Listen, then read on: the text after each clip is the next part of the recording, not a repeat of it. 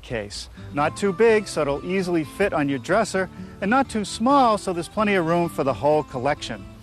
We found one at our favorite antique shop. I'll take you there, and then we'll come back and build our version of the jewelry case. That's next, right here on the New Yankee Workshop.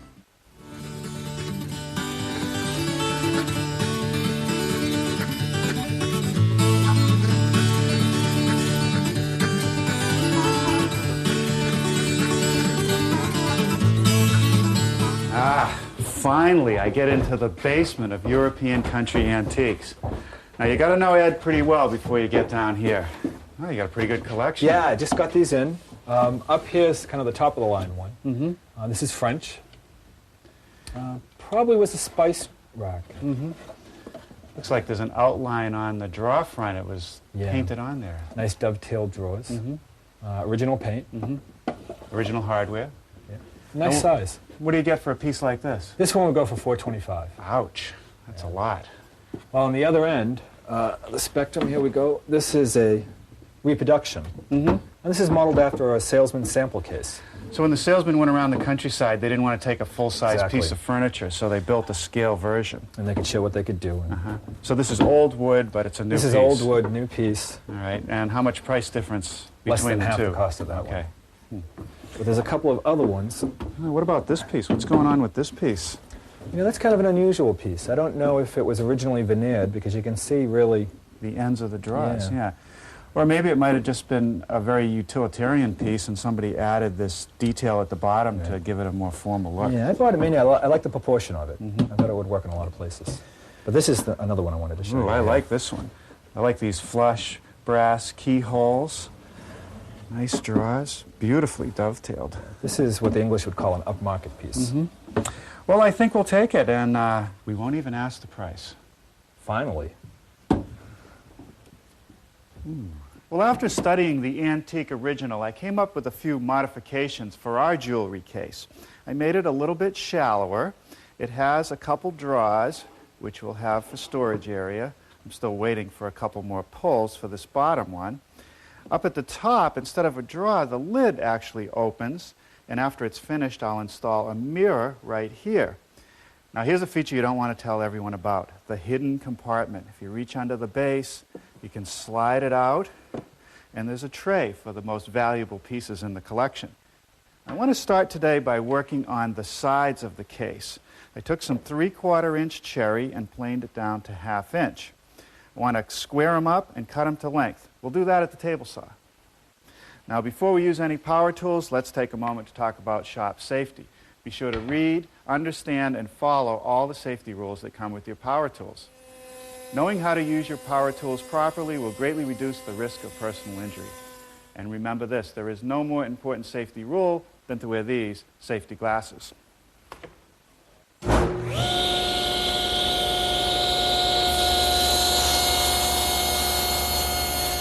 I've laid out for some dados on the side pieces. That's where the fixed shelves will go between the drawers. I've set up a 1/2 inch straight cutting bit and set the fence far enough away to make this first dado. Now, if you notice, I want to stop the dado. I don't want it to show through the front of the case. So I've put a line here on the fence that's back from the cutting edge about 1/4 inch. For this side, I'll just start in. When I get to that mark, I'll remove the piece.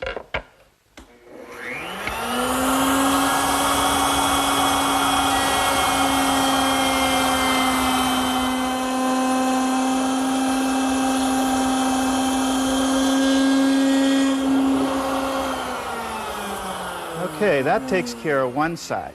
Now, on the opposing side, the stop has to be on this edge, so I can't simply start in. I have to drop the piece over the bit 1/4 inch in front of it and then push it through.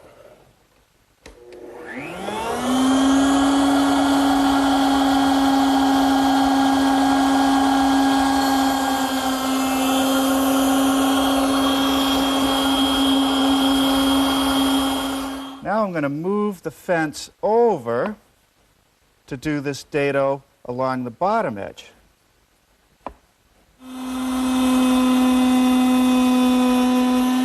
For the dado that goes in the center, my fence doesn't go far enough back. So I've clamped the piece in my miter gauge, and I've put marks on the table this time to show me where to start and to stop.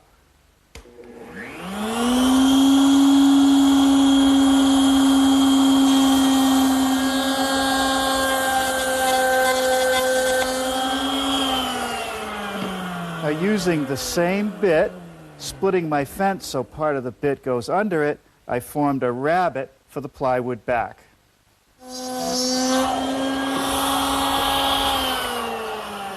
For the last few minutes, I've been setting up for the next step on the side pieces.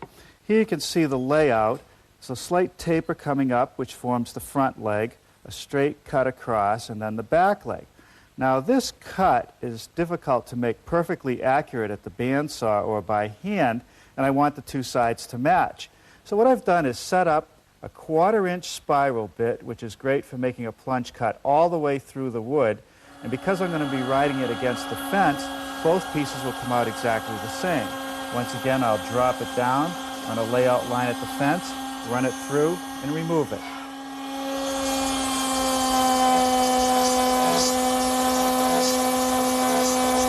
Now, for the flare of the legs, I will have to use my bandsaw. The next thing to do is to work on the shelves. I've taken a scrap and made a sample notch that has to fit into that dado so that the shelf comes flush to the front edge. I've ganged the 3 shelves together, holding them with a couple spring clamps, and I'm just going to use my miter gauge to nibble away the material. Okay, now we're ready to put this part together, a little bit of glue in each of the dados. We'll drop the shelves in and clamp it together. I don't think I need any nails for this. The glue alone should do the job.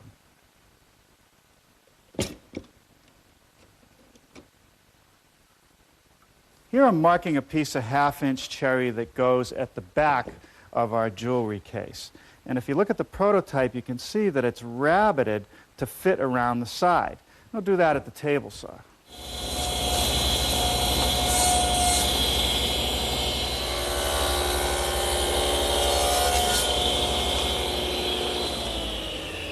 Now that's the first of 2 cuts for a wide rabbet where the backing plywood will go.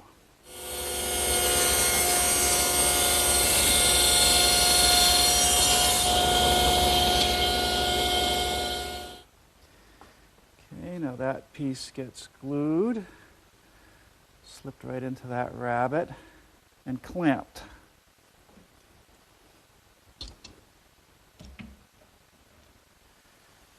Now I'm ready to start working on this base. And each piece has a little bit of a cove at the top edge. That's next.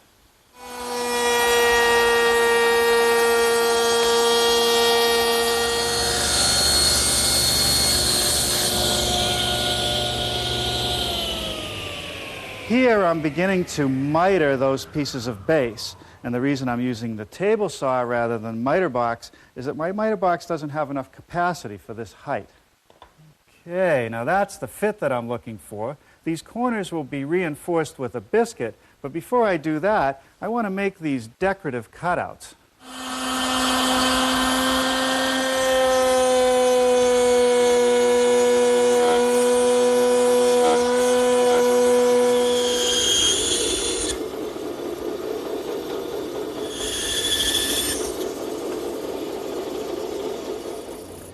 Well, now I'm going to turn to my oscillating spindle sander to smooth out any roughness left by the bandsaw. There's a whole series of different spindles that I can put in, and what I try to do is match it closest to the diameter that I'm working with. Now, using a piece of self-adhering sandpaper on a little block of wood, I can get into the little corners that the drum doesn't hit. The base trim and the tray ride on a little wooden strip. I need a dado in the trim for that. Here I've set up my dado a little wider than 1/4 of an inch, and I'll run the pieces through. Well, here's my plate joiner. It doesn't quite look right because I've flipped it upside down and clamped it to my workbench. I've tipped the fence to 45 degrees so that the miter cut on the base fits snugly against the cutting edge. Now I can make slots for number 0 biscuits.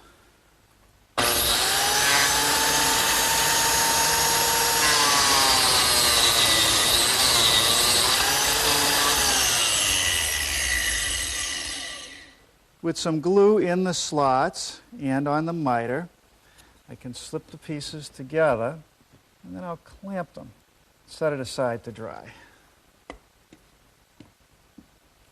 The spacer will help keep everything square. We'll set this aside to dry and build the tray.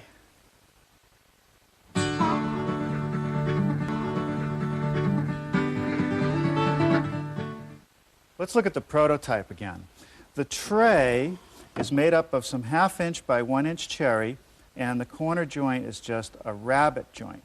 We'll make those at the table saw. I've set up the dado with a 1/2 inch width now, installed a sacrificial strip because I'm right up against the end, and I'm going to run the long pieces through.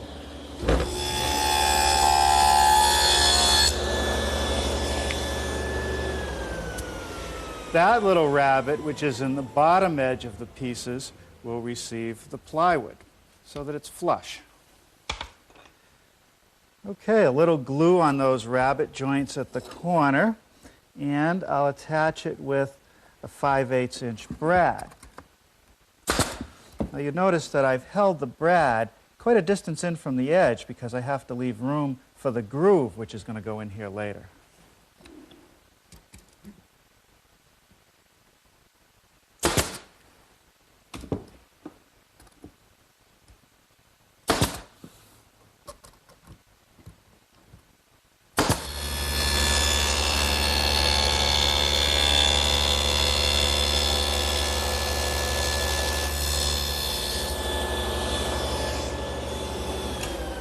With the dado set a little wider than 1/4 inch, I've made a groove in the tray, and once again that's going to receive this guide strip just like the base.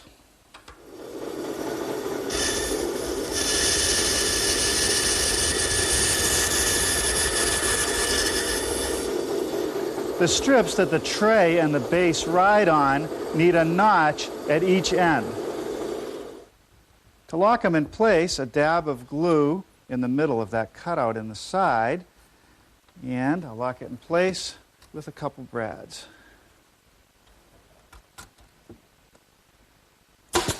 Let's see how everything fits. First, I'll slide the tray in. That rides okay. Now I'll take the base assembly, which I took out of the clamps and sanded the corners, slide that in. And that fits okay, and it seems nice and straight. So now I'll just pull it out a couple inches, make sure that the tray is centered, and put a couple pencil marks to locate where I want to nail it on.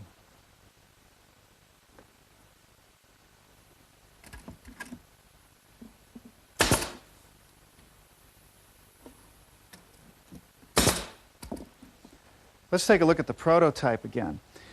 If you look at the underside, you can see there's a block on each end, and that holds the base to the tray and keeps it tight to the side of the case. I need to pre-drill the holes for the screws first.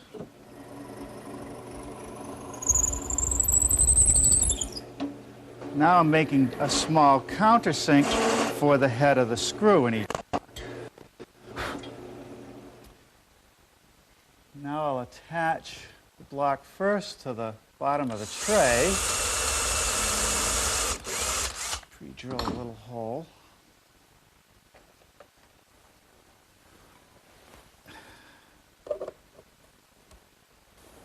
I'm using a hand screwdriver here because I don't want to risk splitting the tray. Now one into the base. Okay, that works pretty well. A little bit of lube on those slides and it'll work a little more easily. The next thing I want to do is install this top piece right here. It's meant to give the illusion of a draw. So I cut it a little bit narrower to leave a space at the bottom, but to leave a space at the sides or the ends, I just want to make a shallow rabbet.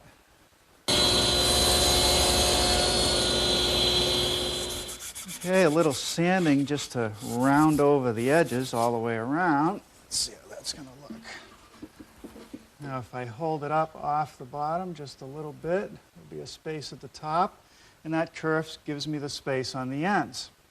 Now I'll just glue it in place. Well, I'd say that's enough for today. We'll easily finish this project tomorrow. I got started this morning working on the drawers for the jewelry case. The first step is to make a groove in all the side pieces for the 1/4-inch plywood bottom.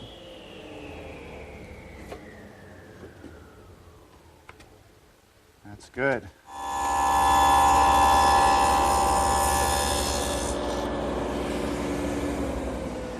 Now I've installed my dado cutter and set it up for 3/8 of an inch thickness, which is the thickness of the back, plowed out a dado to receive the back of the drawer. Now I'm ready to make some half-blind dovetails to join the drawer sides to the drawer fronts. So I've brought out my dovetailing jig. This jig has adjustable fingers, so I can get just about any kind of dovetail layout that I want. I also take advantage of the fact that I can use both ends of the jig. On this end, I've set up the wide drawer, and over on the other end, I've set up the narrow drawer. I always put the piece with the inside facing out, and I like to install this sacrificial strip, and that prevents any tear out as I machine the dovetails. The other key to the jig is this collar that's on the router and the bit itself. The collar rides around these fingers, forming perfect dovetails every time. Now let's get ready to cut the pins in the drawer fronts. So first I remove the side pieces. Now I'm going to put in this piece of 1/2-inch plywood, slip it up so that it just catches the bottom edge of the sacrificial strip, and tighten that in place. Now I remove the strip. Now I can install the drawer fronts at the top of the jig, the inside facing up, the wide one on this side, the narrow one on the other end. Now I'll flip the guide fingers over and set the scale to the thickness of the side pieces, which is 3/8 of an inch. Now I drop the jig down tightly on top of the drawer fronts, and I'm ready to route the pins.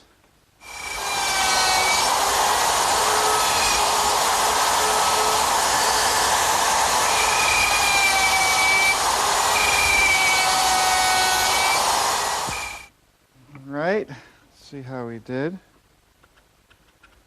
That's nice. Now we can glue them up.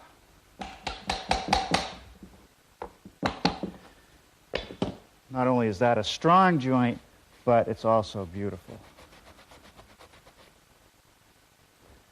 Okay, the back is next.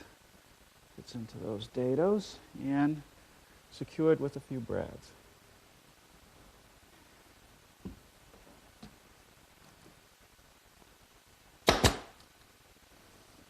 Okay, now I just slip the bottom in, no glue, just lay it in dry,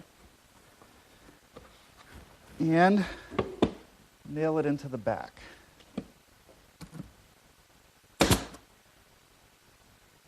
When I slide the completed drawer into the case, you can see that it's tight where it meets the shelf. In order to get a gap along the bottom edge, just like I have at this top, I'm going to make a shallow rabbet. You can see that I've slid the fence over so that the saw blade will take just a little bit off the front edge, yet it allows the drawer to still ride on the rest of the side.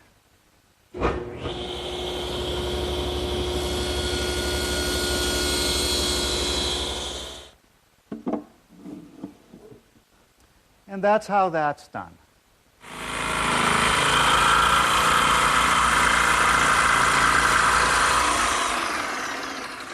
Now, one more thing I want to do before I put the lid on is to make a little cutout at the back here so that if it's sitting on a high dresser, I won't see it.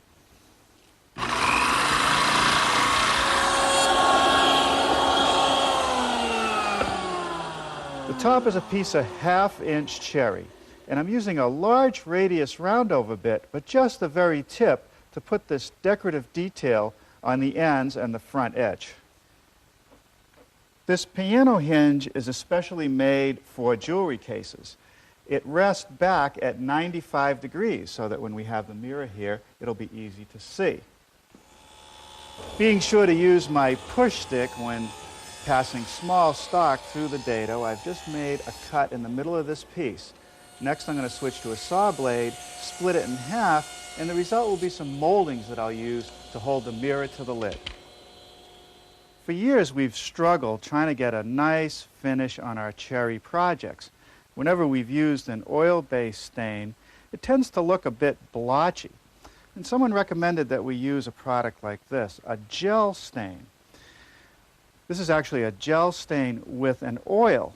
Now, the gel stain tends to unify the grain and the color of the wood, giving us a nice, even look, and it offers plenty of protection. Now, I put it on with the foam brush, spread it out till I have a nice, even coat, and I let it sit for 5 or 10 minutes. All right, well, it's been about 10 minutes. I just take a rag and lightly wipe off the excess. You can see how nice and even that is. Now, you can repeat this process in a couple hours, and what you end up with is a nice hand-rubbed look. But we like to take it one step further, and that's to coat everything with gloss polyurethane, several coats of gloss polyurethane. If you look at this desktop writing case that we did a few weeks ago, that's an example of what it looks like with 3 or 4 coats. And as you can see, the cherry looks beautiful. With the urethane applied over the stain, I can now finish up the jewelry case. I'm going to slide this mirror in. I've taken the small strips that I made and attached them to the top with some screws. It's a piece of 1/8 inch mirror. And the only place I'm going to use any glue is right on the miters.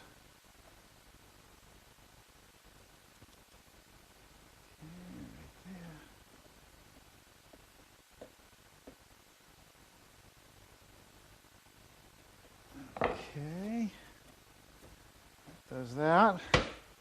All right, now to really finish this off, let's line the drawers with felt. Here you start to see the effect of the felt lining. It gives a nice soft interior to the compartment. And I picked this material up from my woodworking supplier.